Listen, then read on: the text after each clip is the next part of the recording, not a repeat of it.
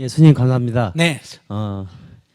저는 충주에서 토백이로 태어나서 지금 이제 여러 단체를 맡고 있는 임원을 맡고 있습니다. 그래서 네네. 저 자신이 어릴 때부터 리더가 되고 지도자 되고자 많이 꿈을 꿔왔습니다. 네네. 근데 성장하는 과정에서 30대 때는 많은 사회관계를 어려움을 겪었고요. 40대 되면 많이 이제 사회성을 길렀습니다.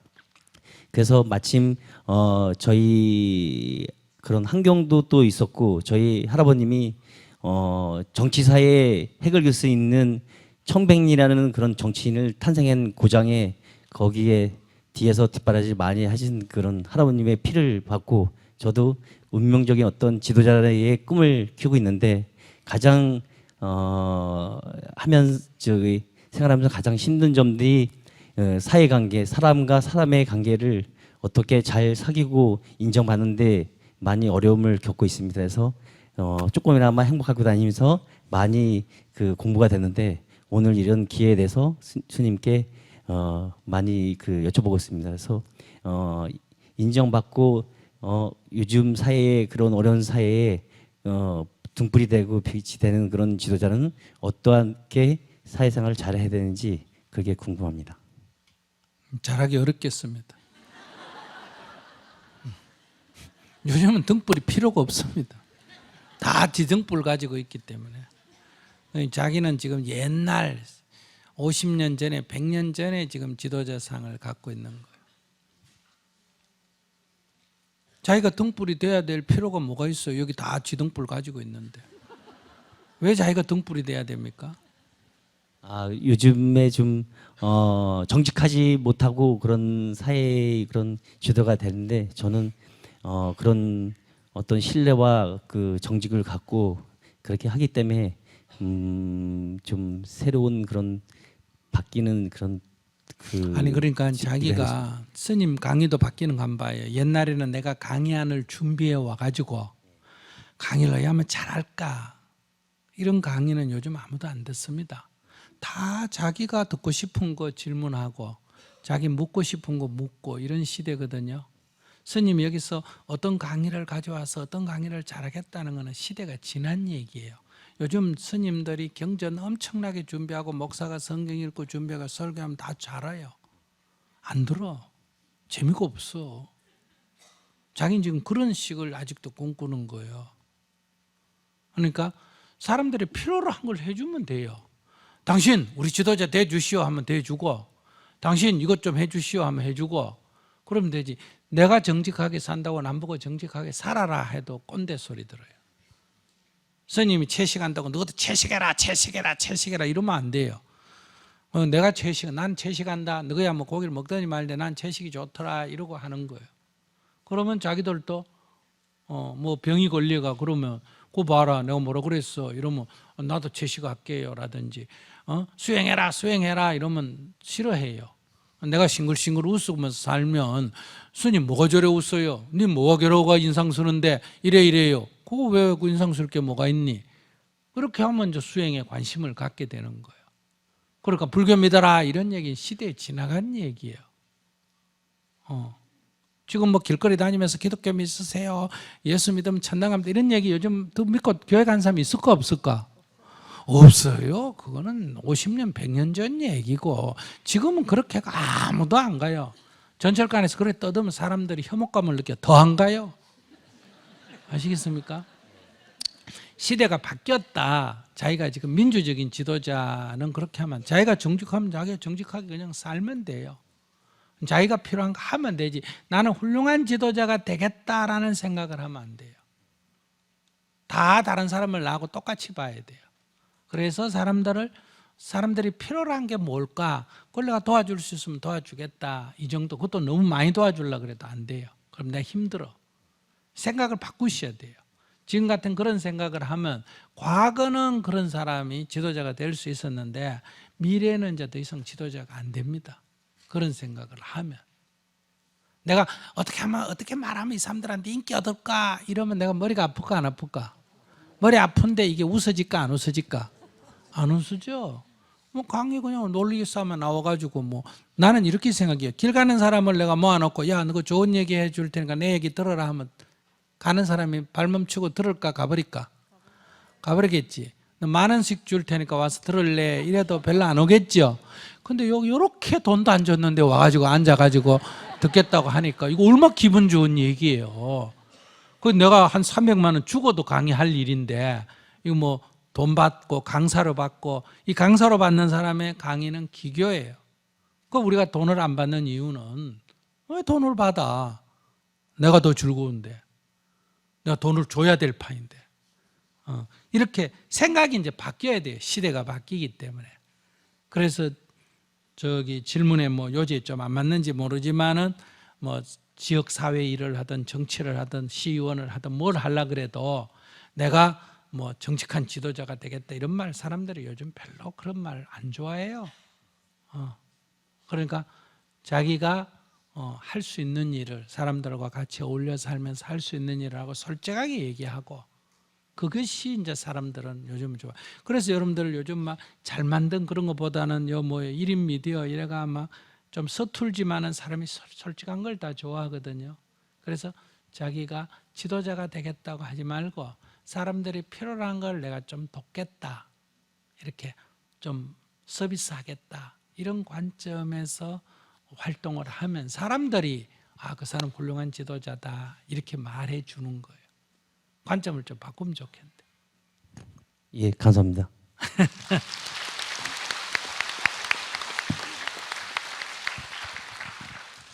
자, 우리가 3명이 이제 처음 만났다. 5명이 처음 만났다. 근데 밥을 해 먹는데 전부 다 밥 하는데 손을 안 댈라 그래요. 그래서 내가 나서가지고 요리를 좀 했다. 밥을 먹었다. 또 청소도 안 하려 그래. 내가 청소를 좀 했다. 짐도 안 들라 그래. 내가 짐을 들었다. 그러면 옛날 관점으로는 바보죠. 그죠? 근데 다음에 우리가 모여가지고 무슨 일을 할 때 이 하는 사람이 안 오면 아쉬울까 안 아쉬울까? 아쉽겠죠? 그러니까 안 하는 사람은 빠져도 아쉽지가 않는데 하는 사람 안 오면 아쉽겠죠? 그럼 우리가 여기서 뭐 해가지고 야 우리 중에 누구를 이거 일을 뽑을까 하면 사람들이 누구를 지지할까? 이런 사람 지지하겠죠. 진짜 이런 게 지도자. 옛날에는 양반집 아들이기 때문에 지도자가 되고 대학을 나왔기 때문에 지도자가 되고 많이 알기 때문에 지도자가 되고 이랬는데 지금은 자꾸 다 신분도 없어져 버렸고 뭐 니도 나도 다 대학 나왔고 니도 나도 다 알고 그렇기 때문에 실질적으로 이제 실용적으로 접근을 해야 돼요. 법문 듣는데 지금 내가 머리를 기르고 강의해도 이렇게 올까 안 올까? 스님이기 때문에 오는 사람 있으면 손 들어봐. 스님이기 때문에 왔다. 그리고 저런 사람 한둘 노인들밖에 없어요. 스님이 때문에 왔다. 그 스님이 때문에 온 사람은 그 스님이 만약에 머리를 기르고 나가면 사람이 올까 안 올까? 안 오겠죠. 그럼 우리가 절에서 배운 거 목탁치고 재지내고 하는 건 스님이기 때문에만 필요한 거고 절 안에서만 필요하지 밖에 나면 필요가 없잖아요. 그럼 나는 내일 양복 입고 머리 기르고 강의해도 사람들은 올까 안 올까? 이 스님하고 아무 관계가 없어도 된다는 거예요.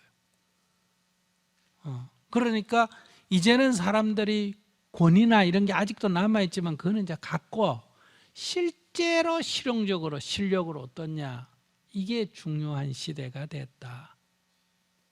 시대가 바뀌었습니다. 앞으로 갈수록 더 할까 덜 할까? 더 합니다. 그러니까 지도자상을 바꾸셔야 된다. 그리고 권위를 가지고 하고 이런 건 아직은 좀 남아있지만 종교에 좀 남아있습니다. 갈수록 학벌 같은 이런 게 커질까 적어질까? 적어져요. 아직도 남자가 유리하지만 시간이 흐르면 남자라고 해서 특별히 유리할 게 없어요. 이게 아직 변화의 과도기지만 지금 그런 방향으로 가고 있는 거예요.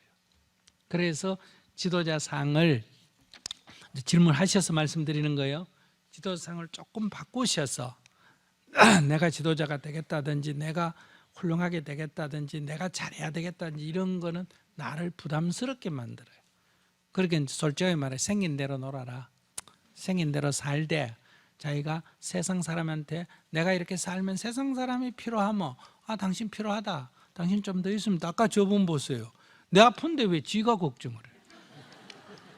해? 좀 자기가 필요할 때 나한테 물을 일이 있으니까 죽을까 봐 겁을 내잖아. 그러니까 조금 생각을 이제 여러분들 다 바꾸시고 이제 더 이상 여러분들이 이 글자 주교다 스님이다 하는 이런 권위주의, 이런 몸 모양, 옷 모양 이런 거는 이제 그렇게 중요한 시대가 아니에요. 이제 그걸 갖고 먹고 살 수 있는 시대는 지났어. 조금 더 실용적으로 접근을 해야 됩니다. 이제 기독교냐 불교냐 이렇게 세력 싸움하는 시대도 지났어요. 사람들은, 청년들은 그게 기독교든 불교든 그 별로 중요 안 하고, 그게 지금 내가 고민하는 거 해결에 도움이 되나 안 되나 이런 관점에서 접근하는 거예요. 시대가 이제 자꾸 바뀌어가는 거예요. 안녕하세요. 저는 뭐더라? 몇 학년이에요? 4학년이요. 4학년. 네. 무슨 고민이 있어요? 아 근데 제가 꿈이 네. 그 무기 만드는 과학자예요. 네. 근데 제가 게임을 좋아해요. 게임을.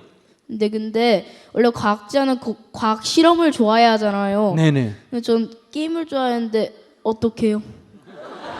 그러면 과학자가 못 되지 뭐. 저 과학자 되고 싶은데요. 그럼 게임을 적게 해야지. 안 하든지. 나 게임 좋아하는데. 그러면 동전에다가 이쪽에는 게임이라고 이쪽에는 과학자 써가지고 딱 던져가 나오는 대로 가세요. 두 개 다는 못 먹어요. 한 개만 먹어야 돼. 어느 거 먹을래요? 게임 먹을래요? 과학자 먹을래요? 그냥 둘 다 좋아하는데. 둘 다 먹기가 어려워. 옛날에 어떤 사람이 자네처럼 이런 사람이 있어서 옛날에 일꾼이 일한 뒤에 참으로 밥 줄까 술 줄까 이랬어요. 그 사람이 밥도 먹고 싶고 술도 먹고 싶은데 둘 중에 어느 거 선택해야 될까? 술에 밥 말아 주세요 이랬어.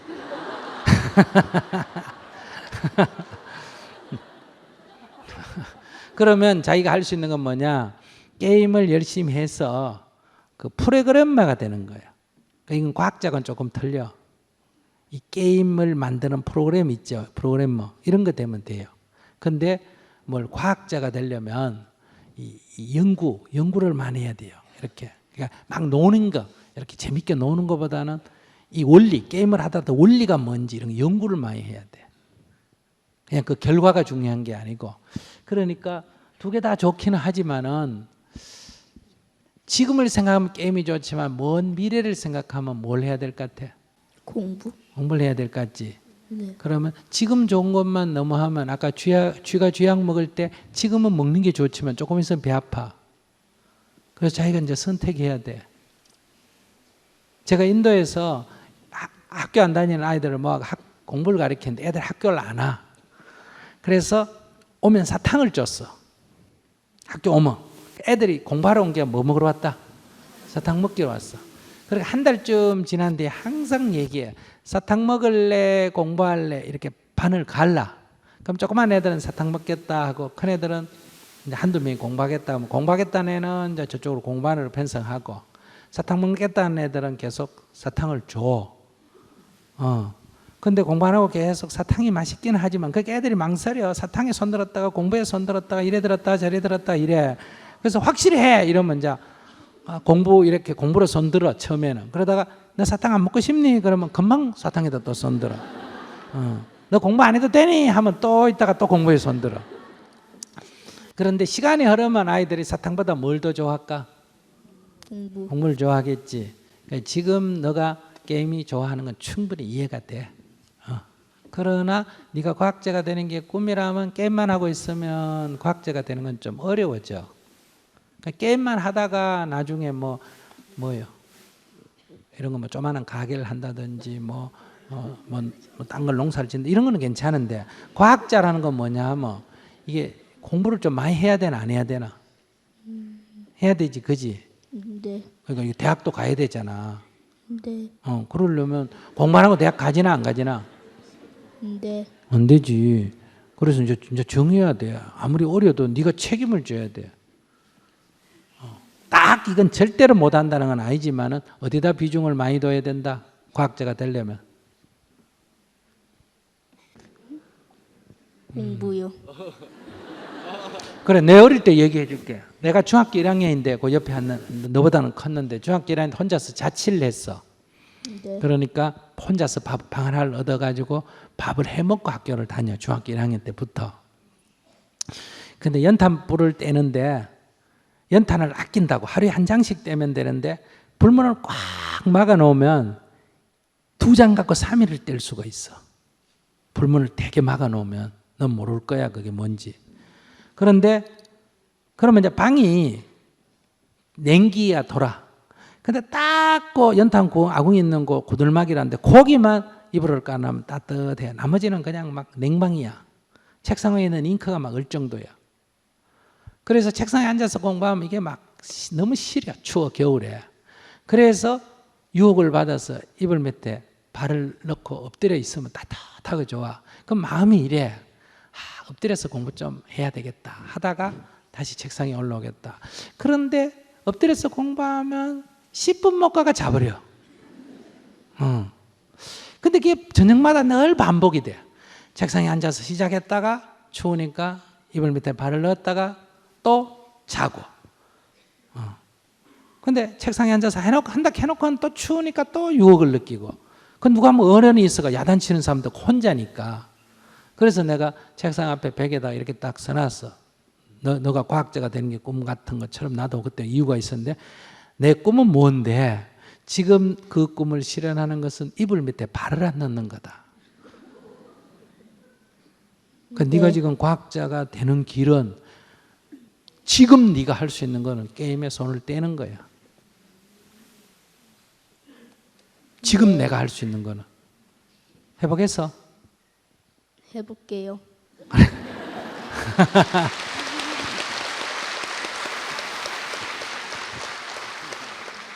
저 정도 결심이면 할 수 있겠어. 그죠? 설령 오늘 이렇게 스님한테 말하고 내일 게임 하더라도 일단 이 자리에서 하겠다고 마음 낸 것이 씨앗이 됩니다. 아시겠어요? 요게 바른 씨앗이 돼가 요게 또 요게 이제 게임을 하는 것에 지금 100% 좋아했다면 하면서도 이제 한 80%쯤 떨어집니다. 공부에 대해서 자기 생각을 하게 돼. 그러니 어떤 사람도 다 그 당시에 유혹이 있어요. 재밌는 거에 대한 유혹이 있다 이 말이에요. 그러나 그것만 하게 되면 결국은 다른 더 큰 일을 못하고 그럼에도 불구하고 그걸 조금 내려놓고 다른 데 관심을 갖는 즉 자기를 이기는 자기가 자기를 이기는 게 100만 원의 대군을 이기는 것보다 더 큰 장부다 이런 말이 있어. 그걸 이겨내야 돼. 그때부터 그거 이겨내는 연습이 어릴 때부터 돼야지 그 까르마 그 유혹에만 빠지면 나중에 요 게임에만 끝나는 게 아니야. 나중에 또 다른 게 있고 또 다른 게 나타나고 또 다른 게 나타나서 늘 이렇게 작심삼일이 되기가 쉬워. 그러니까 지금부터 연습을 합니다. 네. 저는 의학 전문 대학원을 다니는 학생인데요. 네. 첫 학기에는 유급을 했고 두 번째 학기는 몸이 아파서 휴학 중입니다. 네. 그래서 아직도 1학년인데 이 길을 계속 고집해야 되는지 좀 걱정이 됩니다. 저는 좀 노는 게 좋고 편한 게 좋고 잠도 많이 자야 되고 몸도 약합니다. 다른 친구들만큼 성실하지도 않고 의지도 약하고 특히 시험 스트레스에 남들보다 유난히 힘들어합니다. 시험 때마다 도망치고 싶다고 생각하거나 그만두고 싶다는 생각을 한두 번 한 게 아닙니다. 하지만 입학하는데 많은 노력과 돈과 시간을 들였던 게 아깝습니다. 몇 년만 꾹 참으면 좋은 길이 열린다는 말에도 혹합니다. 처음엔 아무런 꿈도 목표도 없이 입학했지만 유급을 하고 마음고생을 하면서 의대 안에서 목표도 만들고 나름대로 꿈도 키워가고 있었습니다. 나이도 먹을 만큼 먹었는데 지금 그만두면 당장 먹고 살 일이 심란하고 이대로 그만두는 것도 도망치는 것 같고 싫기도 합니다. 지금 생각은 1년간 아픈 몸을 회복하고 예습도 하고 복학해서 졸업도 하고 레지던트도 해서 전문의도 되고 싶습니다. 지금 하는 공부는 재미도 없고 싫지만 제가 흥미있어 하는 과를 전공하고 시험 없이 공부하고 평생 살아갈 수 있다면 행복할 것도 같습니다. 하지만 주변에서 너에게 의대가 안 맞는 게 아니냐, 쉬고 돌아가서 한 학기 정도 올라간다고 해도 그 다음 고비는 넘을 수 있냐, 한 번 사는 인생 두 번 돌아오지 않는 청춘을 꼭 그렇게 힘들게 보내야 하냐? 또다시 아프고 건강을 잃으면 되겠느냐라고 하면 저는 또 흔들립니다. 이번에 정말 굳은 다짐을 하고 몸도 만들고 건강도 되찾고 마음가짐도 새로 해서 돌아가서 포기하지 않고 해내고 싶다면 이것이 제 욕심일까요? 언제까지 휴학이에요? 휴학은 2주 전에 했고요. 이제 앞으로 1년 정도 쉬게 될 것 같습니다. 그냥 그런 생각하지 말고 1년간 그냥 노세요. 1년간 놀아보고 네. 건강이 회복되느냐 안 되느냐. 그러니까 1년 안에 건강이 회복 안 되면 하고 싶어도 못 할 거 아니에요. 그죠? 두 번째, 건강이 회복되더라도 이렇게 심리적 부담이 자꾸 되면 굳이 이걸 할 필요가 없다 이 말이에요.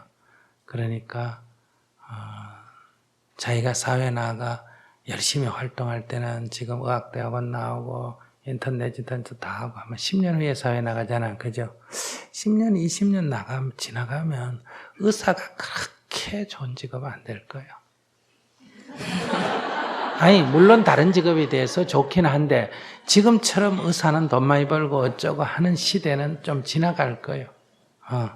그러니까 우리가 학교 다닐 때 지난 40년 전에는 최고로 좋은 그러니까 과가 서울대 공대 화공과였어요.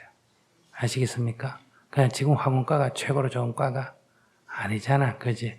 그런 것처럼 이건 시대에 따라 자꾸 바뀌어가요. 그러니까 정말 내가 의사가 되고 싶다. 그러니까 돈을 벌기 때문에 의사가 되고 싶다 이런 게 아니라 사람들을 이렇게 아픈 사람 치료하고 이러면 늘 재미가 있단 말이야. 그래서 그 취향이 있으면 어려워도 극복을 하고 하면 되는데 그냥 의사가 좋은 거다. 이렇게 해서 하게 되면 지금 공부도 해내기 어렵고 그 공부하는 과정에 이렇게 싫은데 억지로 하게 되면 자기 병난다는 거예요. 그러면 자기 인생 망쳐. 그러니까 굳이 할 필요가 없다. 억지로 할 필요는 없습니다. 그러니 첫째, 그런 선택을 지금 하려고 하지 말고 무슨 말인지 아시겠어요? 그냥 휴학을 했으니까 그냥 여행도 다니고 이런 공부해야 된다 이런 강박관념을 갖고 있으면 휴학해도 놀지도 못하고 쉬지도 못하고 그렇다고 공부하는 것도 아니고 시간만 낭비하고 이렇게 되잖아. 그러니까 딱 잊어버리고 오히려 집 가까이에 있는 작은 슈퍼마켓이나 이런 데 갔었대요. 아르바이트 자리 하나 구해가지고 그냥 놀면 안 돼. 그냥 놀면 노는 거하고 공부하는 거는 이게 낫겠어요. 노는 게 낫지. 그래서 공부 앞으로 절대로 복귀하기가 어렵습니다. 이렇게 아르바이트 자리를 구해가지고 이렇게 힘들게 일을 해보면 공부가 힘이 들지만은 이런 거 하는 것보다야 공부가 더 낫겠다. 이렇게 마음속에서 누가 시켜서가 아니라 의사가 좋아서가 아니라 내 스스로 공부하고 싶다. 이런 욕구가 일어날 때 공부를 하든지 안 그러면 이런 거를 이것저것 아르바이트를 해보니까 오히려 나는 커피를 이렇게 끓이고 이게 훨씬 더 재미가 있다. 오히려 물건을 진열하는 게 훨씬 더 재미가 있다. 뭐가 재미가 있다. 이런 게 생길 거 아니야. 그지? 그럴 때는 나는 월급이 적든 남이 뭐라 그래도 나는 참 즐겁다 하면 직업을 바꿔야 돼요. 결국은 의사가 돈 많이 벌어가지고 뭐 하겠어요? 결국은 스트레스 쌓이면 스트레스 푼다고 또 돈 써야 되잖아. 그지? 병 나면 또 치료한다고 써야지. 그래서 그게 절대 좋은 거 아니에요. 그러니까 지금 결정을 하지 말고 그건 1년 있다가 결정할 일이잖아. 내년 9월 달에 가서 결정할 일이잖아. 9월 달에 복학할 거 아니에요? 그러니까 지금 미리 생각하지 말라는 거예요. 9월 달까지는 시간을 벌어놨으니까 9월 달까지는 지금 나이가 든데 논다고 부모 돈 쓰는 거는 그건 좋은 태도가 아니에요. 그러니까 내 용돈은 내가 벌었어. 내 먹고 사는 건 내가 벌어서 해야 된다 이거예요. 그러니까 아르바이트 자리를 하나 구해가지고 일을 하면서 놀아라는 거예요. 책도 보고 쉬고 이러면서. 그냥 아무것도 안 하고 놀면 우울증에 빠집니다. 일을 해야 돼. 반드시. 무슨 말인지 알았어요? 그렇게 일을 하면서 여기 깨달음의 장이라고 하는 수련이 있는데 다녀왔어요? 거기 먼저 한번 다녀오세요. 그러면 자기 점검이 돼. 거기서 걸어와서 자기 점검을 하고 나면 내가 뭘 해야 될지 방향이 잡혀요. 알았죠? 네, 알겠습니다. 감사합니다. 저는 건국대학교 수의과대학에서 공부하다가 잠시 대구로 내려왔는데요. 네. 스님께서는 뭐 교육운동도 하시고, 스님은 언제부터 그런 목표의식을 가지고 그런 사회운동을 하셨는지 궁금해서 질문을 좀 드리려고. 전 뭐 어릴 때 과학자가 되는 게 꿈이었지 사회운동이 꿈이 아니었어요. 자기는 나보다 낫네. 난 과학자가 되는 게 꿈이었는데 우리 스님이 스님 되라고 스승님이 반강제로 해서 안 되겠다고 발버둥 치다가 이런저런 이유로 스님이 됐어요. 그러니까 과학자하고 종교하고는 좀 정반대 아니에요? 내 어릴 때 종교 얘기 들으면 좀 허황해요. 근데 이제 삶이라는 거는 꼭 계획되고 의도된 것대로만 안 돼요. 아시겠습니까? 꼭 계획되고 의도된 것만 되는 건 아니다. 이렇게 해서 왔는데 이제 젊은 시절에 보면 제가 자라는 시절에는 그 70년대 내가 청년 시기에는 이 소위 한쪽은 산업화가 이루어지면서 농촌이 붕괴되면서 농촌이 굉장히 어려웠어요. 그리고 또 도시에 나간 노동자들이 굉장히 비참하게 생활을 했고 또 도시 근교에는 소위 말하면 도시 빈민이라는 사람들이 있어가 굉장히 비참했어요. 그런데 그런 비참한 문제들에 대해서 뭔가 개선을 위해서 노력을 하는 교회 가보면 산업선교회니 뭐 이런 여러 그 활동 중에 보면 YMCA니 이런 데도 있고 뭐 크든 작든 이렇게 그 도시 빈민을 위해서든 노동자를 위해서든 또는 농민을 위해서든 이런 교육 프로그램도 있고 그런데 우리 불교는 전혀 그렇지가 못했어요. 그래서 저는 그 개인적으로는 불교 신앙이 참 좋았는데 이런 사회적인 책임, 젊은 승려라서 그런지 사회적인 책임을 다하지 못한 것에 대해서 늘 의문이 있었어요. 그거에 대해서 뭔가 이게 진리가 이렇게 합당해야 되는데 합당하지가 못하단 말이에요. 그래서 늘 거기에 대해서 아쉬움이 있었어. 오히려 불교 신자이면서도 강을용 목사님 있는 크레산 아카데미에서 하는 그런 농민교육 프로그램에도 참가해보고 대화 프로그램에도 참가해보고 오히려 그랬어요.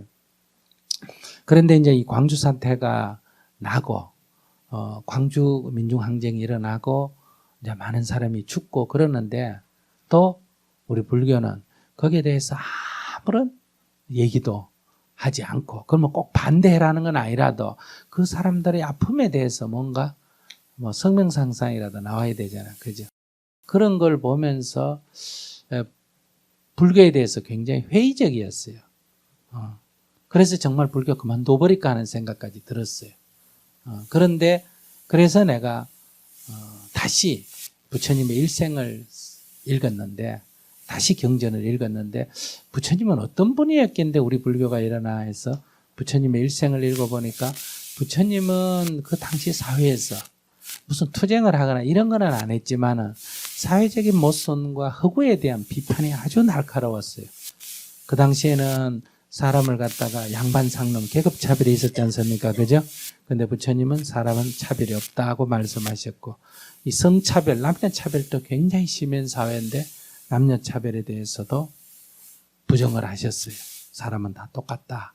그래서 벌써 2600년 전에 성직자가 되는 출가한 스님이 될 때 당시에는 남자만 되지 여자는 될 수가 없었어요.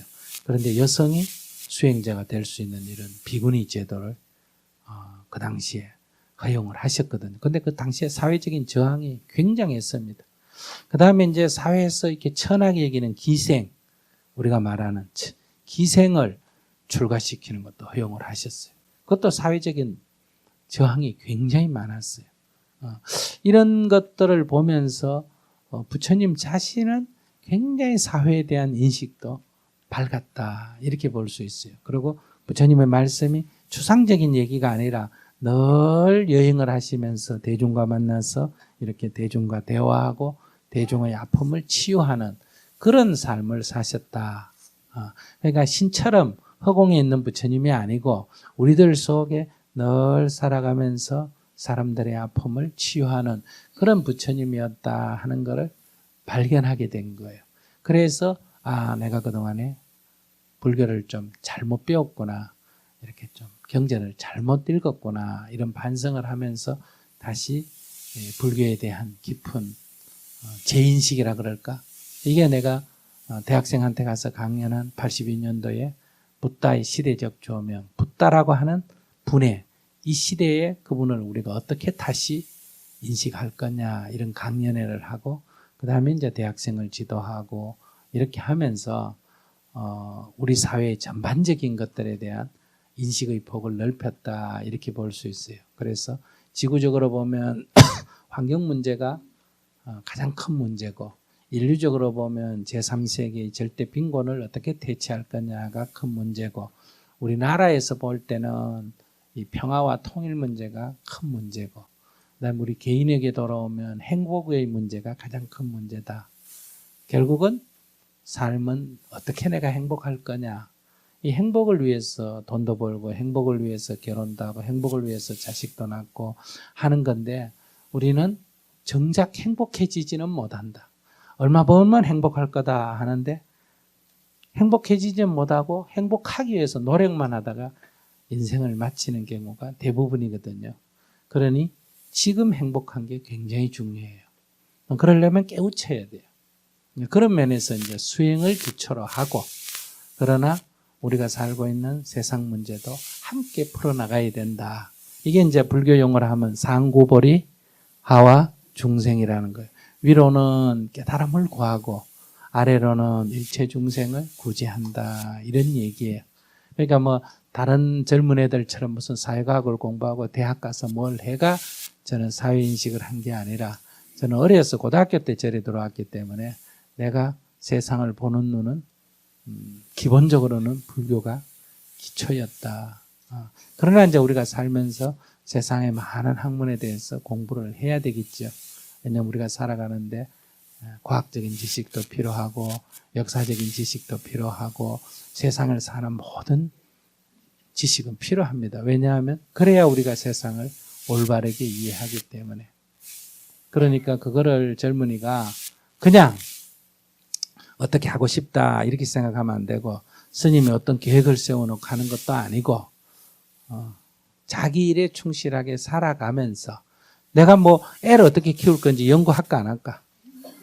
안 하겠지. 하도 애 키우는 문제를 갖고 물으니까 거기에 대해서 연구를 해서 엄마 수업을 낸 거고 하도 싸우니까 부부가 결혼해서 혼자 사는데 내가 왜 싸우는지 내가 어떻게 알아?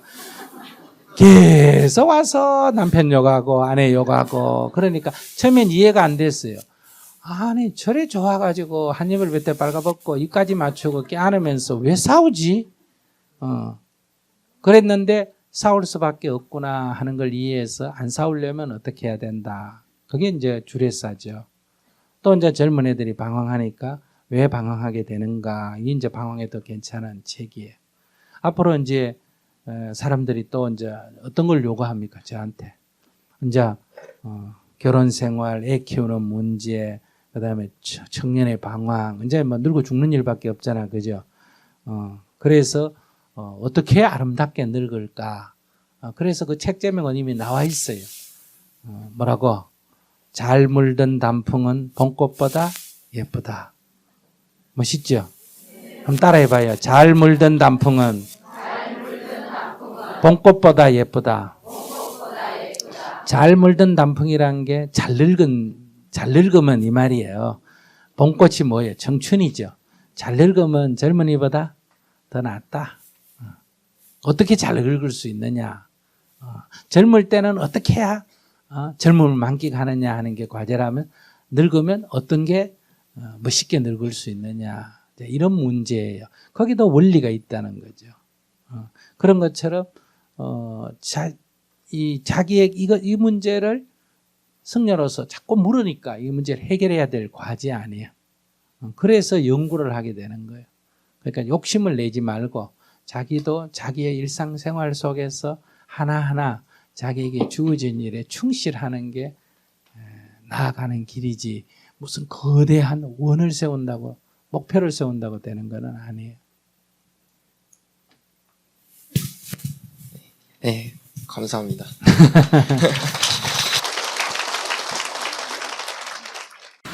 안녕하세요. 네. 저는 미래에 대한 야망과 열망이 별로 없어요.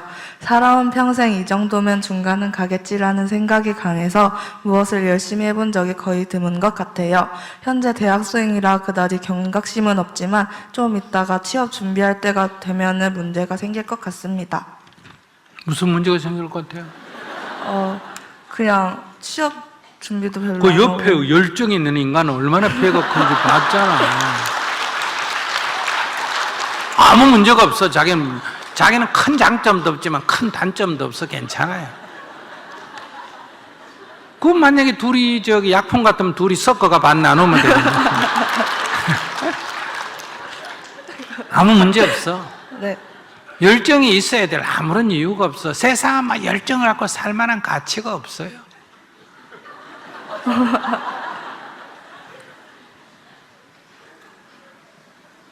자기가 아무리 열정이 있다 해도 지구가 스스로 도는 자전을 멈출까? 아니요. 지구가 태양을 도는 공전을 멈출까? 아니요. 그러면 자기가 뭐 열정이 있다고 오던 비가 안 올까? 아니요. 태풍이 오다가 멈출까? 아니요. 그럼 뭐 자기가 열정이 있어서 세상에 무슨 변화가 있는데? 메뚜기가 뭐 한 1m 뛰면 되는데 메뚜기가 3m 뛴다고 무슨 변화가 있을까? 네. 메뚜기한테는 기적이지만은. 네. 그러니까 자기가 열정이 있고 열정이 없고 이런 건 별로 중요 안 해. 전체적으로 보면. 그러면은 만약에 명절에 가거나 막 이렇게 어르신들이 막 잔소리를 하거나 무슨 잔소리? 그러니까 취업은 어떻게 된 거냐. 아직 안 됐다 이러면 되지. 뭐 어려운 일이라고. 됐으면 됐다 이러면 되고, 슈퍼마켓 가면 슈퍼마켓 나간다 이러고, 커피숍에 일하면 커피숍에 나갑니다 이러면 되지. 자기부터 직업에 귀천이 없다고 자기가 딱 가져야지. 근데 어른들이 직업에 귀천을 갖고 얘기한다고 자기가 그거 끌려가지고 내가 이런 얘기를 어떡하나, 이거 자체가 자기가 아직 탁 이 직업에 귀천이 없고 인종차별이 없고 남녀차별이 없고 이런 생각이 딱 확고하지 않는 거예요. 그러니까 자기 사실대로 청소하면 전 청소합니다. 정치인들이 이 세상에 꼭 필요할까? 청소부가 꼭 필요할까? 청소부는 하루 안 하면 지금 도시에 냄새가 나지만 정치인들은 없는 게 더 좋잖아.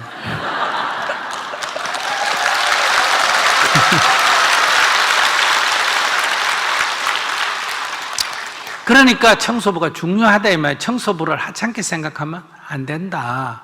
그러니까 자기가 있으면 있고 없으면 없다고 솔직하게 얘기하면 되지. 눈치를 볼 필요가 뭐가 있나?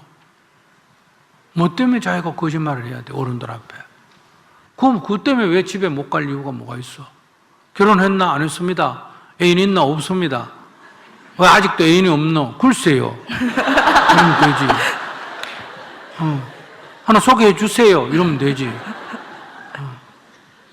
뭐 그거 겁낼 필요가 없어. 그거 스트레스 받을 이유가 없다는 거야.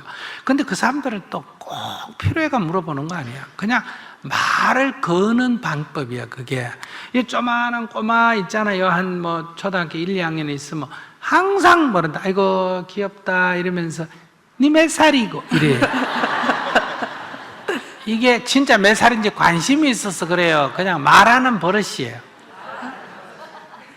그 다음 이름이 뭐고, 두 번째, 세 번째 뭐예요? 몇 학년이고, 네 번째 뭐예요? 너가 아버지 뭐하노? 너가 똑같아. 애가 들으면 모든 인간이 나만 보면 몇 살이고, 이름이 뭐고, 몇 학년이고, 너가 아버지 뭐하노?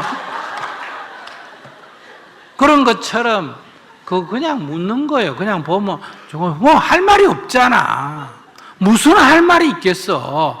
그러니까 뭐 몇 살이고 결혼했나 이러면 묻는 거예요, 그냥. 뭐 계란에 관심이 있어서 묻는 거 아니에요. 할 말이 없어서 그래.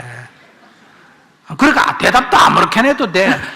뭐라고 해도 그 사람 깊이 듣지도 않아. 아시겠어요? 네. 이름이 뭐고 하면 그냥 김한무개입니다. 홍길동입니다. 이렇게 얘기하면 돼. 그 다음 직업이 뭐고, 그럼 뭐 없으면 없습니다. 아이고 직업 없다거나 이렇게 걱정하니 실제로 걱정 안 해. 없다니까 걱정하는 척 하는 거야. 아시겠어요? 네. 그 귀담아 들을 필요가 없어. 네. 왜? 우리가 하는 짓이 그렇다니까. 나부터도 애들 보고 이거 귀엽다. 몇 살이고? 몇 살인지 관심이 있나 없나? 없어. 아무 관심도 없이 그냥 묻는 거야. 그러니까 그 하는 소리니까 그냥 막 아무렇게나 대답하면 돼. 네.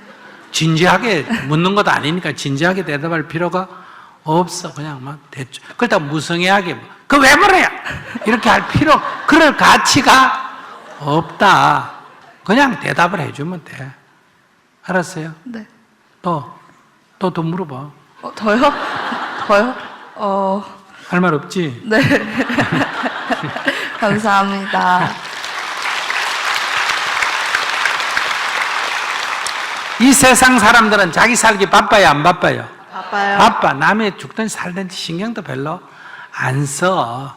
그냥 심심하니까 그냥 몇 마디 던지는데 그런 거 진짜 나한테 막 관심 있는 사람, 그런 사람 드물어요. 범수님한테 막 관심 있어서 그런 사람 드물어. 그냥 이제 선생님 혼자 사니까 안 심심해요? 뭐 이렇게 지나가는 식으로 물어보는 거예요. 그러니까 답도 대충 하면 돼요. 스님 안녕하세요. 스님 말씀이 저에게는 항상 등불이 되고 있습니다.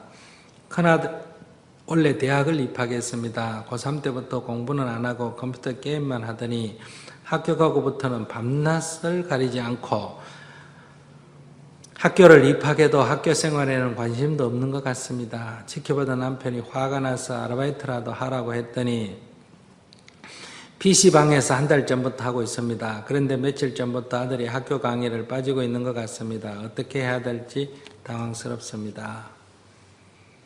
대학에 들어갔으면 20살 넘었어요? 안 넘었어요? 넘었죠? 20살 넘었으면 자기 인생을 자기가 살도록 놔두세요.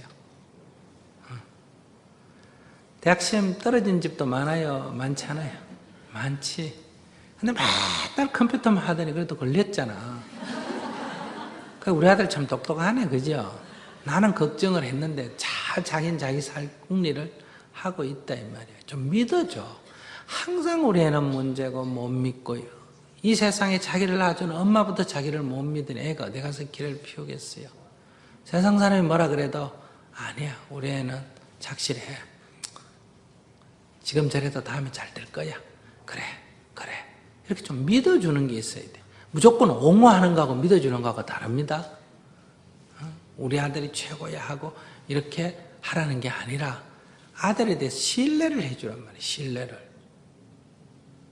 근데 여러분들 못 믿잖아. 남편도 못 믿고 자식도 못 믿고.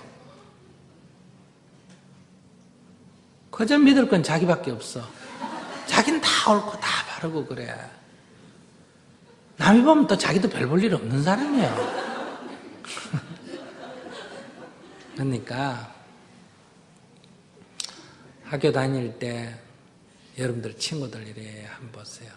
친구들 중에 공부 잘하는 애도 있고 공부 못하는 애도 있고 또 예술하는 애도 있고 또 뭐 딴짓 하는 애도 있고 가지각색이잖아요, 그죠? 그 세월이 다 지난데 요즘 만나서 보면 꼭 성적순으로 그렇게 세상에 나가서 출세해서 삽니까? 아니죠. 그렇지 않습니다. 또 그게 무슨 재산이나 출세하고 꼭 행복도가 같은 것도 아니에요. 보기에 그냥 좋아 보이지. 그 사람 안에 집에 가보면 또 다른 고민이 많아요. 그래서 인생은 알 수가 없어. 쉬 이것이 좋다 저것이 좋다 이렇게 단정하시면 안 돼요. 그러니 이 아이가 앞으로 어떻게 될지 몰라요. 엄마가 걱정한 대로 하면 이 세상에 제대로 된 아이가 몇 명이 있겠어요? 한 3, 40년 전에는 애들이 제일 큰 게 뭐가 문제였어요? 만화방이 문제였죠.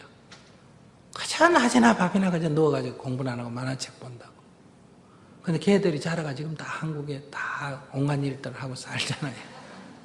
조금 있다가는 밤낮 쥐할 애들이 뭘 본다? TV만 본다고. 고민이잖아. 그죠? 그런데 요즘은 밤낮 쥐할은 뭐만 한다고? 컴퓨터만 한다고. 이게 다 그만한 나이에 겪는 과정이에요. 애들이 학교 다닐 때 공부 안 하고 연애한다고 난리인데 연애도 할 줄 모르고 35이 되고 만이 돼도 시집 장가 못 가면 그 얼마나 큰 짐이에요. 근데 이게 눈이 바짝바짝 떼가 벌써 22, 3살에 연애해가지고 남자 여자 맞춰놓으면 얼마나 큰 짐을 덜어요. 그 어릴 때부터 눈이 바짝바짝해야 그런 재능이 있지. 어릴 때부터 그렇지 못하면 나중에 재능도 없어요. 그런 걸 갖고 너무 그렇게 안절부절하고 이거는 내가 공부가 안 돼서 생긴 문제지 아들 문제가 아니다 이거예요. 지금 이렇게 문제 삼으면 이 세상에 1000가지, 10,000가지 다 걱정거리밖에 없어요.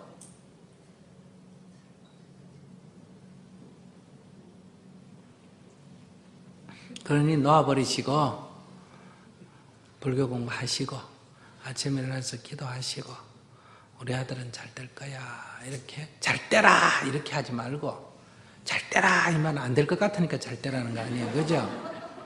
그러니까 잘 될 거야 이렇게 믿고 기도하시고 아들이 오히려 이렇게 고민이 돼서 묻더라도 그래 너무 걱정하지 마라 잘 될 거야. 엄마가 널 위해서 기도해주고 있으니까 너도 편안하게 열심히 해봐. 이렇게 좀 격려도 해주고 뭐 좀 어른스러움이 있어야 되잖아. 무슨 팔랑개비도 아니고 그저 마음이 족쇄 물레방구 뒷공기처럼 그냥 왔다 갔다 하고 이러니까 어떻게 그 아들이 불안하지 않겠어요. 그래서 정진을 하셔서 딱 좀 마음을 편안하게 이렇게 대응을 하는 게 필요하다. 괜찮아요. 큰 문제 없으니까. 대학 시험에 걸렸는데 뭐가 걱정이에요. 또 아르바이트 하라니까 또 얼마나 착해. 10명 중에 1명도 안 됩니다. 아르바이트 하라 그런다고 또 아르바이트 톡 가서 하는 애가. 그러니까 시험에 떨어졌다고 생각하면 1년 휴학해도 괜찮죠. 그럼 정터에 와 있는 착실한 젊은 애들이 다 부모는 걱정거리입니다. 왜? 대학 다니다 휴학해가지고 100일 뭐 행자한다고 들어온 애도 있고 인도 가서 봉사하는 애도 들어온 애도 있고 정터 입장에서 볼 때는 애들이 착해요 안 착해요? 착한데 그 부모가 보면 학교 공부하다 1년 휴학하면 난리 아니에요. 대학 졸업하고 또 정터에 들어와서 이렇게 평생 수행하고 봉사하고 인도에 가서 어려운 데서 가난한 사람 돕고 이러면 우리 정터에 보면서 참 훌륭한 젊은이 아니에요. 그죠? 근데 부모가 볼 때 난리지. 왜? 대학 공부시키는 취직도 안 하고 장가도 안 가고 시집도 안 가고 돈도 안 벌고 근심 걱정거리 두통거리란 말이에요. 내가 전생에 무슨 죄를 져가 저런 인간을 낳았나 이렇게 생각한단 말이에요. 그런데 이쪽에서 보면 정말 전생에 성근 공덕이 있어서 이 생에 저런 좋은 일을 하는 거란 말이에요. 그러니 20살이 넘거든 자식이라도 제 인생 잘 살도록 신경 꺼. 아시겠어요? 신경을 꺼주는 게 잘 살게 하는 길이에요. 아들이 출가하려면 집에서 늘 울고불고 근심 걱정하면 공부 수행이 안 됩니다. 오히려 부모가 다 정신 잘하도록 태굴심을 내고 집에 오면 오히려 막대기로 그거 쫓아내가지고 더 정진 열심히 하도록 그렇게 격려를 해줘야지. 그러니까 부모의 이런 집착이 사랑이라고 착각하고 있는데 사랑이 아니에요. 이게 오히려 사람을 망친다 이 말이에요. 그러니까 스님 말 잘 들으시고 탁 놔버리세요. 오히려 기도를 하세요. 저도 사실 법륜 스님처럼 네, 그 강단 위에서 좀 사람들한테 꿈을 주는 강연가가 되는 것이 저의 꿈입니다. 네. 그래서 그 강연가가 되기 위해서 프레젠테이션 대회 같은 것도 많이 나갔는데 네. 발표대회 나갔을 때 자기의 스토리를 말하라고 해서 저는 저 나름대로 정말 힘들었던 스토리를 말했습니다. 네. 근데 그 다음 강연자는 갑자기 아프리카에서 자원봉사를 하다가 말라리아에 걸렸다라는 말을 하고, 또 다음 강연자는 중국에서 왕따를 당했다라는 말도 하고, 또 다음 강연자는 자기가 여기 위에 서 있는 것도 기적이라면서 10년 동안 희귀병을 앓고 그걸 극복해서 좋은 학교에 합격을 했다.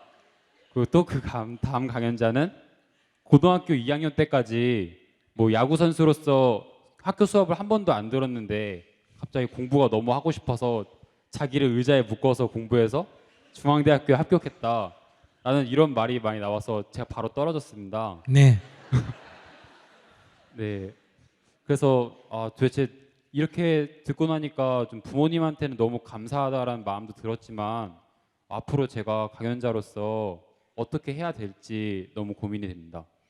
그러니까 솜은 부드러운 성질은 있지만은 날카로운 성질은 없잖아. 칼은 날카로운 성질은 있지만 모는 없다. 부드러운 성질은 없잖아. 그런데 날카로운 성질이 좋아가 칼을 쥐고 그 칼에게 더 부드럽기도 해라. 이러면 현실적으로 가능하지 않잖아요. 네. 솜을 쥐고 부드럽다고 솜을 좋아해 놓고 야 니는 왜 이래 매가리가 없나 좀 강단이 있어라 이러면 솜이 할 수가 없잖아. 그러니까 그날 질문이 그 강사가 던져준 질문이 고생한 얘기를 한번 해봐라 하니까 그 고생한 분야에서는 자기가 그 주위의 다른 사람보다 못한 거예요. 이해하시겠어요? 그러면 나는 그 사람보다 못하냐 아니라 그 주제에 대해서는 못하다는 거예요. 제 말 이해하시겠어요? 네. 그러면 자기 행복한 얘기를 한번 해봐라 하면 또 그 주제에 대해서 내가 그 사람보다 나을 수도 있고 어떤 건 못할 수도 있겠지. 그러면 우리가 노래 한번 해봐라 할 때 노래 잘하는 사람하고 그림 한번 그려봐라 할 때 그림 잘 그리는 사람하고 연설 한번 해봐라 할 때 강연 잘하는 사람하고가 다 같을까 다를 수도 있나? 아니 얘기해봐. 네, 다를 다 같을까 다를 수가 있어요. 다를 수가 있습니다. 다를 수가 있지. 네. 근데 자기 노래 한번 해봐라 하는 데서 노래 떨어졌다고 나는 뭔가 부족한가 보다 이렇게 생각하면 안 되지. 그날 그 강사가 그 주제를 준 것뿐이지. 그럼 저는 앞으로 원래 그 강단에 서시는 분들은 전부 다 막 특별한 경험이나 아니면 특별한 삶에 대한 통찰을 가지고 계셔서 많은 사람들을 공감을 주면서 강연을 하고 계시는데 저는 아직 그렇게 특별한 경험도 없고, 네. 근데 사람들이 특별한 경험이 있는 사람에 대해서 공감대가 넓은 이유는 뭘까? 사람들이 그런 거 좀 듣고 싶다는 거 아니야? 네. 무슨 말인지 아시겠어요? 네. 그럼 그 사람들이 듣고 싶기 때문에 그 사람이 강사가 되는 거지. 그 사람이 말을 잘하기 때문에 강사가 되는 건 아니에요. 네. 그럼 자기도 사람들이 특별한 경험도 듣고 싶지만은 일상적인 경험도 듣고 싶은 사람도 있거든요. 네. 그러니까 스님이 강연을 하기 때문에 예를 들면 여러분들이 공감이 커질 때도 있고 반대 현상도 있어요. 스님이 얘기를 하면 스님이니까 그럴 수도 있지 해서 자기 문제처럼 안다고 와서 효과가 안 날 수도 있어. 네. 근데 여기 있는 학생이 올라와서 얘기하기 때문에 훨씬 공감대가 클 수도 있어. 그래, 나도 쟤처럼 저래. 이래 공감대도 클 수도 있고 또 반대로 어떤 거는 저식 니는 애나 니가 뭐하노? 이래가지고 별로 효과가 없을 수도 있는 거야. 그러면 자기가 가진 것이 대중이 공감할 수 있는 게 뭐냐를 찾으면 자기도 지금 강연을 할 수 있는 거고 자기 지금 가지고 그걸 못 찾으면 대중의 공감을 못 주는 거고 그런 거지. 그건 특별한 경험의 문제가 아니다 이 말이야. 그래서 아까 제가 서두에 얘기했잖아요. 고생 많이 하는 거는 어떤 거다? 힘드는 일이기는 하지만 고생 많이 한 게 결과적으로 보면 나한테 또 좋은 일도 있다. 내가 서두에 얘기했죠. 그 제가 충북대학교 갔더니 면접을 176번 보고 걸린 사람이 있어요. 그 학교 학생 안에 몇 번 봤다고? 176번 보고 걸렸대요. 그 학교 그 입시 선생님이 그래요. 그래서 딱 듣자마자 그 학생 면접 강연하면 잘하겠네. 그러니까 안 그래도 취직한 뒤 우리 학교화가 지금 강연하고 있대. 그럼 한 번 면접에 딱 들어간 사람이 면접에 대해서 강연할 수 있겠어요? 176번 떨어진 사람이 잘하겠어요? 그러면 166번 떨어진 사람은 굉장히 힘든 일이지만은 이 사람은 이미 면접에 대해서 떨어진 경험, 그 수많은 경우 수를 자기가 다 해서 봤을 거 아니야, 그지? 네. 그러기 때문에 그 문제에 대해서는 사람들하고 상담을 할 때, 그 회사에 그런 목적으로, 그런 네 모습으로 간다면 그 회사는 내가 해보니까 인물을 봐서 안 되더라. 거기는 뭘 갖고 경험을 갖고 안 되더라. 거기는 해외여행을 중요시 하더라. 이런 게 있기 때문에 그만큼 떨어진 사람은 그만큼 실력이 있다. 좀 뭐랄까 능력이 있다. 이래 말할 수도 있잖아. 그지? 네. 그러니까 이거는 그 둘 중에 어떤 선택을 할 거냐. 연애를 20번쯤 했다. 20번 차였다 하면 이 여자 남자에 대해서 보통 사람보다 좀 아는 게 많을까 적을까? 많겠지. 그러면 연애 같은 거 상담해 줄 때 이 사람은 조금 사람들 여기 뭐 경험한 얘기 들어보면 다 자기가 해본 경험이가 아니가. 다 해본 경험 안에 범위 안에 들겠지. 그죠? 그러니까 조언하기가 굉장히 쉽잖아. 그래서 앞에서 얘기했잖아. 고생을 많이 하는 건 좋다고.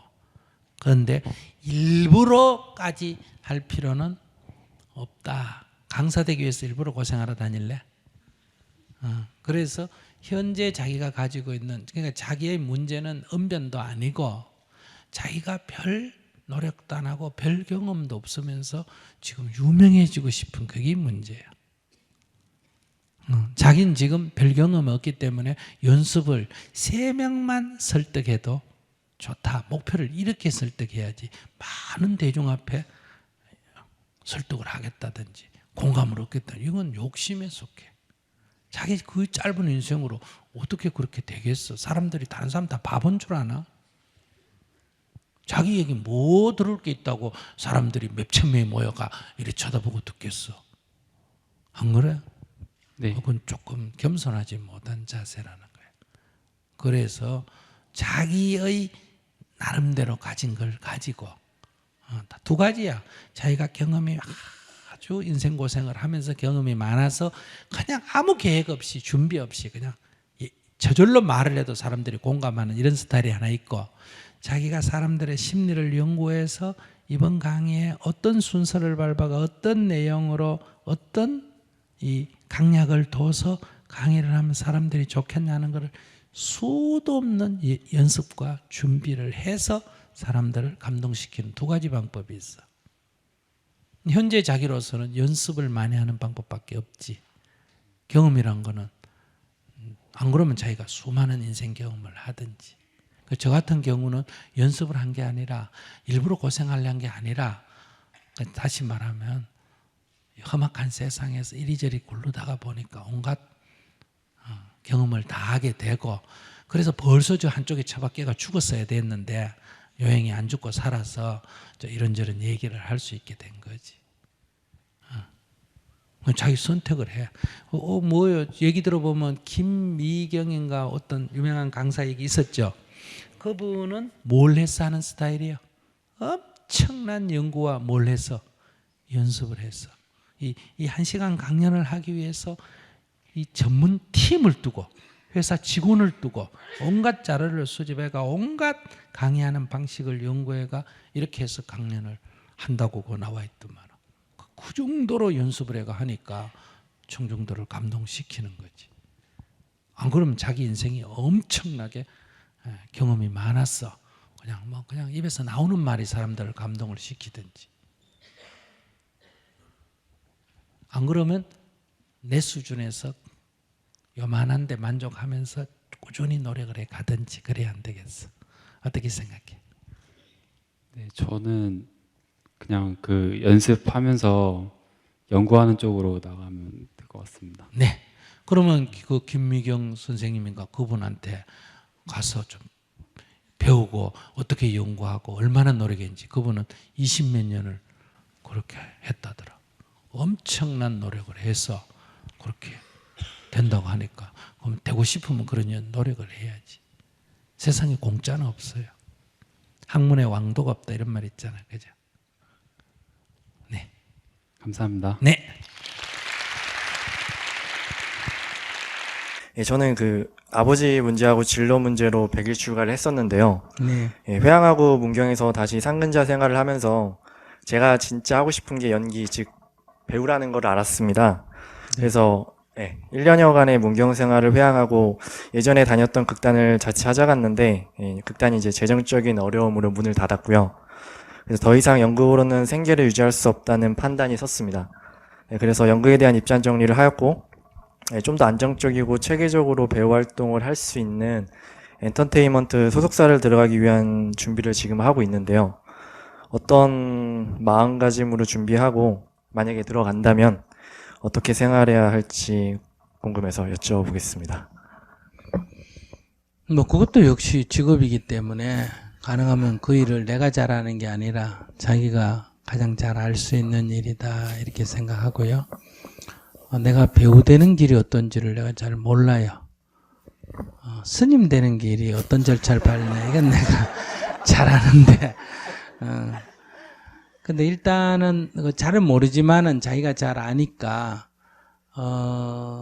이 배우라는 것은 사람들에게 있어서 인기 직종이에요, 인기 직종이 아니에요. 인기 직종이죠. 그러면 우리 사회에서 공무원은 옛날에 제 다닐 때마다 학교에서 성적 중간 이하 되는 사람이 공무원을 했지 공부 잘하는 사람이 공무원 하겠다 이런 경우 별로 없었는데 요즘은 공무원이 여러 가지 이게 사회보장제도나 이런 게 잘 되다 보니까 공무원이 인기 직종이 아니에요. 인기 직종이 돼가 옛날에 뭐 7급 공무원, 9급 공무원 하는 것도 요즘은 머리가 터질 정도잖아. 그죠? 그러니까 인기 직종이 되면 경쟁력이 뭐해진다? 세지는 거예요.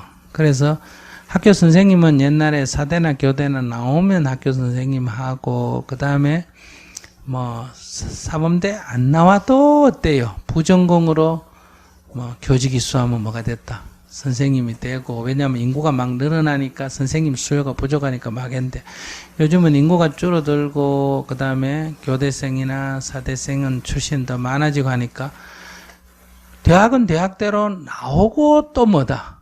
시험을 치는데 임용고시란 게 고등고시보다 어때요? 지금 더 어려워져가 얘기 들어보니 막 오수까지 하는 사람이 있더라고. 그러니까 이게 안정된 직종일수록 갈수록 뭐예요? 이게 소위 치열해지면 그만큼 들어가기 힘드는데 제가 생각할 때는 가수나 배우나 이런 직종은 더 경쟁이 치열하지 않겠나. 젊은 사람들이 요즘 그쪽에 하겠다는 사람들이 어때요? 더 많아지기 때문에 옛날에는 극단 같은 데 이런 데 가서 청소해주고 1년, 2년, 3년 붙어 있다가 단역 하나 맡다가 올라갔다가 이래가 대부분 어때요? 이제 배우가 됐지 않습니까? 그러니까 옛날에는 이렇게 버스 운전수도 버스에서 뭐 하다가 차장하거나 조수하다가 어때요? 이렇게 배아가 올라가지만 요즘 그런 절차가 없어진 것처럼 그러니까 저희가 하려 그러면 그 합리적인 절차를 MBC든 KBS든 SBS든 이런 데서 왜 몇기 연기자 모집 이런 거 있잖아. 그런데 이제 시험을 쳐가 들어가든지 여러 가지 통로가 있을 거 아니겠어요. 연기가자가 되는. 그런 통로에 자기가 연습을 해서 뭐 그것이 실기면 실기고 이런 걸 해서 뭐 해가지고 들어가는 것, 뭐 그게 가장 정통 코스 아니겠어요. 그런데 그게 치열하니까 그만큼 저희가 노력도 많이 하게 되겠지만 안 될 가능성도 안고 있어야 된다. 그래서 먹고 사는 거는 직업을 가지고 먹고 살고, 그거는 이제 해보고 이렇게 해야 되지 않겠나. 그러니까 스님이 말하는 거는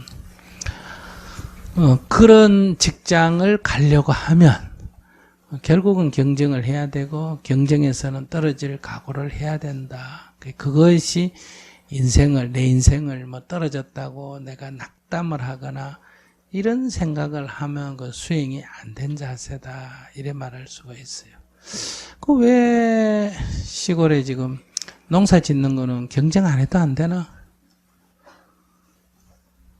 경쟁 안 해도 되잖아요. 예를 들면 우리가 어떤 간단한 기술을 배워서 공장에 가서 일하거나 이런 건 경쟁 안 해도 되잖아요. 여기는 사람이 없어가지고 막 오라 그런데 자리가 텅텅 비어 있는 데도 있지 않습니까? 그 왜 자리가 빈 데도 있고 그냥 100대 1까지 되는데 재벌 기업 같은 데는 막 100대 1까지 되잖아요. 그죠? 그거는 그만큼 사람들이 선호하기 때문에 생겨난 일이다. 스님이 되거나 신부가 되는 데는 지금 준다 그래요? 넣는다 그래요? 줄어요. 그래서 정원을 못 채워요. 그래서 신학대학이니 뭐 가톨릭 신학대학도 그렇고 불교도 그렇고 전부 정원을 못 채워가지고 어느 정도냐, 예를 들면 뭐 선학과 이런 과에 원래 스님만 받다가 학과 자체를 없애야 될 정도가 되니까 누구도 받는다. 일반인도 받는다. 이런 식으로 변하거든요. 그런데 이런 정원 미달되는데 좀 가면 안 되나? 그러면 굉장히 쉬운데 주로 100대 1 되는데 이런 데 가려니까 결국은 그만한 노력, 그만한 위험 부담을 안아야 된다. 그러니 자기가 연기에 재능이 있어서 그렇다 하면 두 가지 길이 있어요. 하나는 그걸 가지고 직업으로 삼는 길을 간다. 그러면 그만큼 경쟁력이 있고 거기에는 내가 원하는 만큼을 가지 못하는 경우도 있다는 것을 알고 시작해야 되고, 그거 안 된다고 술 먹고 폐인되면 안 된다는 거예요. 두 번째가 먹고 사는 거는 뭘로 하고 일반 직종을 가지고 하고 연기를 뭘로 한다? 아마추어로. 그래서 이렇게 동네 극단이든 동호회 극단이든 이런 데서 내가 마음껏 연기 생활을 해도 되잖아요. 연기가 하고 싶다면. 그러니까 선생님이 하고 싶은데 임용고시 합격을 못한다 하면 선생님 안 하고 딴 직업을 가져도 되고, 딴 직업을 갖고 아마추어 선생을 하면 돼요. 노인학교 선생을 해도 선생은 선생이에요? 선생 아니에요? 선생이지. 그 다음에 자기가 일반 회사에 취직해가 그 회사에서 교육부서에 해가 주로 직원 훈련 교육시키는 부서에 해도 그 선생님이에요? 선생님 아니에요? 선생님이에요. 그러니까 선생님을 하고 싶으면 선생님을 꼭 지금 우리가 말하는 초등학교 선생님, 중학교 선생님만 선생님이 아니고 사람을 가르치는 건 다 선생님이에요. 지금 법륜 스님도 선생님의 선생님 아니에요. 인생의 길을 가르치는 선생님이에요. 그래서 내가 선생님 하고 싶으면 선생할 수 있는 길은 이 세상에 많이 있습니다. 그러니까 그것을 이렇게 딱 정해진 규격 안에 있는 선생님을 하려 그러면 거기는 그만한 대우가 따르는 직책이고, 대우가 따르기 때문에 그만큼 치열하고 하려는 사람이 더 많고, 그럼 들어가기가 어려운 거를 알고 시작해야지. 나는 선생님이 되고 싶은데 왜 안 되느냐, 나는 사주에 선생 운이 없느냐, 이렇게 얘기하는 거는 너무 어리석은 짓이다, 이런 얘기예요. 그래서 자기가 그걸 하고 싶으면 젊은이니까 해보는. 몇 살이에요 지금? 이제 29입니다. 29이다. 예. 그럼 일반적으로 뭐 29이라 50이 돼도 연기로 나가볼 수 있지만은 요즘 우리나라에서 이 전문 연기자 모집하는 이런 과정에서 보면 29은 좀 늦나 안 늦나? 아무래도 좀 요즘 추세는 늦은. 그렇지. 그럼 자기가 그만큼 불리한 줄을 알고 시작을 해봐야 돼요. 그래서 인생을 자꾸 뭐 되면 행복하고 뭐가 안 되면 행복하지 않다 이렇게 생각하면 평생 노예 노릇, 종노릇 하게 돼요. 그러니까 내가 비 오지 마라 하면 비 안 오고 비 오라면 비 오고 이게 기도가 아니고 비가 오더라도 나는 거기에 준비되어 있는 사람, 즉 우산이 준비되어 있기 때문에 비가 안 오면 좋지만은 비가 오더라도 나는 문제가 없다. 이렇게 준비된 사람이 수행자거든요. 그러니까 이런 일이 안 일어나면 좋겠다. 그래요. 누구나 다 그래요. 그러나 그런 일이 일어나더라도 문제가 없는 사람이 수행자예요. 그러니까 그런 일이 안 일어나도록 하는 게 수행자가 할 일이 아니다 이 얘기예요. 그러니까 자기가 수행의 백일출가 됐고 수행의 원칙을 갖는다면 배우가 되면 좋지만 안 돼도 괜찮고 일이 원하는 이 여자와 결혼해도 좋지만 안 돼도 괜찮은 그런 사람이 되는 게 어때요? 해탈이다 이렇게 말할 수 있어요. 해탈자다. 그게 수행자예요. 그러니까 그런 사람이 되는 게 스님이 가르치는 법이고 어떠한 경우에도 자기가 그것을 감당해낼 수 있는 사람이 되라 하는 게 부처님의 가르침이고 그걸 스님이 여러분께 얘기해 주는 거지 어떤 사람이 그 중에 어떤 사람이 될 거냐 이거는 스님이 관여할 일은 아니다. 그건 여러분들이 알아서 결혼을 하든 안 하든 애를 낳든 안 낳든 이 직업을 갖든 저 집을 갖든 그건 여러분들의 인생이지 내가 관여할 인생은 아니다. 스님이 관여하는 분야는 뭐냐? 결혼을 했든 안 했든 괴롭다 하면 어때요? 그거는 스님하고 상담이 필요하다. 왜 괴로운가? 이래요. 근데 내가 배우가 못돼서 괴롭다. 그러면 스님은 뭐라 그럴까? 배우 안 하고도 사는 사람이 이 세상에 부지기수로 많은데 배우 안 된 게 뭐가 괴롭노? 이렇게 되물어 보는 거예요. 결국은 네 욕구대로 안 된다고 괴롭다는 얘기인데 이 세상은 우리의 욕구대로 될 수가 없다 이런 얘기. 욕구대로 안 됐을 때도 괴롭지 않는 것 그게 우리가 지향하는 해탈이다. 그런 관점에서 여러분들은 늘 지가 원하는 거 이루게 해주세요 이게 부처님인 줄 생각하는데 그렇지가 않다. 부처님의 가르침은 원하는 것이 이루어지지 않았을 때도 나는 끄떡없는 게 뭐다? 부처님의 가르침이다. 폭풍 안 불게 해주세요가 좋은 항해사가 아니고 폭풍이 불어도 나는 배를 잘 몰고 갈 수 있는 사람이 뭐다? 좋은 항해사다. 그게 부처님의 가르침이에요. 근데 여러분들은 늘 바람이 불어요. 폭풍이 쳐요. 어떻게 하죠? 이런 걸 자꾸 묻잖아. 그죠? 그러면 부처님한테 빌면 그런 게 해결이 돼요. 폭풍이 잠들까요? 이런 얘기 하는데 부처님의 가르침은 경전을 딱 읽어보면 나는 영을 지붕을 잘 이어두었노라. 비야 올려면 와라. 이게 법고경에 항상 후렴으로 붙습니다. 나는 준비된 자다. 그러니 무슨 일이 일어나든 나는 거기에 구애를 받지 않는 사람이 된다. 이게 수행의 목표예요. 그러나 우리의 현실은 또 구애를 받아야 안 받아요? 받아요. 이 구애받는 현실로부터 구애받지 않는 목표를 향해서 한 발 한 발 나아가는 자가 수행자다. 그러니까 여러분들 불교대학에 입학해가 불교를 공부하는 것은 불교에 대한 지식을 배우는 게 아니에요. 이런 어떤 상황이 일어나도 거기에 내가 흔들리지 않는 사람이 되는 게 목표예요. 지금 그 목표가 달성이 금방 안 돼요. 빨리 그걸 달성하려는 것도 욕심이에요. 그러니까 안 되는 자기를 보면서 되는 쪽으로 끝없이 나아가는 게 수행이다. 이 얘기. 그렇게 원래 수행 정진해 봅니다. 아시겠죠? 예. 근데 이치를 먼저 알아야 돼. 인생의 이치를 딱 알아야 되는데 이치를 아는데 자기 지식이나 자기 생각이 꽉 막혀 있으면 이치를 잘 몰라요. 그래서 이치부터 먼저 깨우친다. 이 법문도 다 이치를 깨우치는. 두 번째는 이치를 알면 딱 되는 게 있는데 대다수는 이치 안다고 실천이 안 돼요.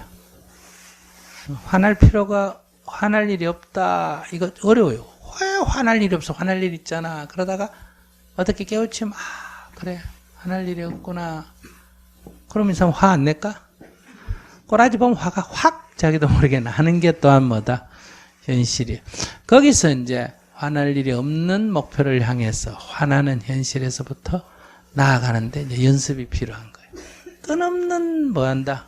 실패, 실수를 거듭하는 거예요. 또 화내고 또 화내고 또 화내면서 또 내가 미쳤구나. 내가 또 사로잡혔구나. 또 내가 옳다는 주장을 하구나.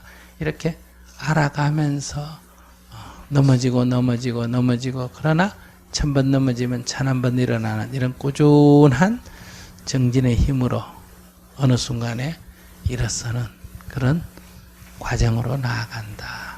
이 과정은 다 실패냐 아니에요. 아직도 화가 내고 있고 화를 내고 있지만은 옛날에는 하루에 10번 냈으면 요새는 5번 낸다. 옛날에는 한 번 내면 하루 갔다면 요즘은 1시간 간다. 이 진행 과정에도 이익이 있습니다. 아직 목표에는 도달 못해서 그럼 아무것도 없느냐? 그게 아니에요. 제로섬 게임이 아니에요. 한 만큼 어때요? 나한테 이익이 쌓여간다. 이런 얘기. 그렇게 꾸준히 해 나가시기 바랍니다. 네, 감사합니다.